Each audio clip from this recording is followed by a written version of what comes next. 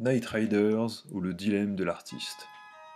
Night Riders est un film réalisé par George Romero en 1981. Il est notamment connu pour sa série de films sur les morts-vivants, considéré comme le père du genre. Le film raconte l'histoire d'une communauté de marginaux organisant des spectacles à moto. Tels des chevaliers, ils s'affrontent lors de joutes médiévales. À leur tête, il y a Harry, leur roi. Il est le guide spirituel de la confrérie, il leur insuffle l'esprit chevaleresque. L'artiste doit-il rester fidèle à ses idéaux mais subir la pauvreté? Ou doit-il accepter de faire un compromis pour toucher un plus large public?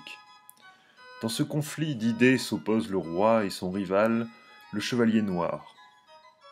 Le roi prône une vision prophétique de leur action, telle la quête du Graal qui régénérerait les consciences d'un monde corrompu. Le chevalier noir, lui, a une vision plus pragmatique du monde. Il aime les motos, l'argent et la célébrité.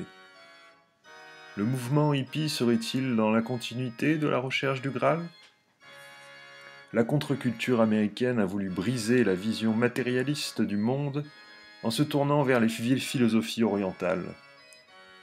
En donnant leur spectacle dans l'Amérique profonde, la troupe donne une voix à ceux qui sont les oubliés de la modernité.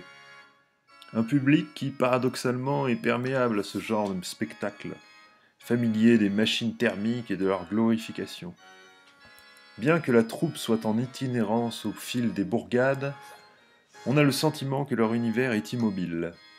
Les environnants ne sont que des forêts, comme s'ils tentaient toujours de se sentir éloignés de la réalité pour que le rêve ne s'évapore jamais. Un monde capitaliste qui les a fait partir, les a fait se réunir autour d'un même rejet de ses valeurs consuméristes. Lorsque le roi voit partir une partie de sa troupe avec le chevalier noir, il sait qu'ils reviendront aussi rapidement qu'ils sont partis, pour les mêmes raisons qu'ils ont rejoint cette tribu. Car ils sont en leur cœur des êtres profondément marginaux. L'ennemi de leur idéal est cette société qui corrompt les valeurs par l'argent roi, arrive à juguler toute contestation en transformant le moindre idéal en spectacle. Leurs auteurs, bouffis de vices, vont servir de martyrs à la frustration populaire. Au sein de ce gigantesque cirque médiatique, le Colisée des temps modernes, ils deviendront des éléments jetables à l'image des lingettes hygiéniques. Avons-nous le pouvoir de changer les choses? Sommes-nous condamnés à la fatalité du monde en marche? Le roi, dans un accès de désespoir, se laisse mourir sur les routes par la modernité.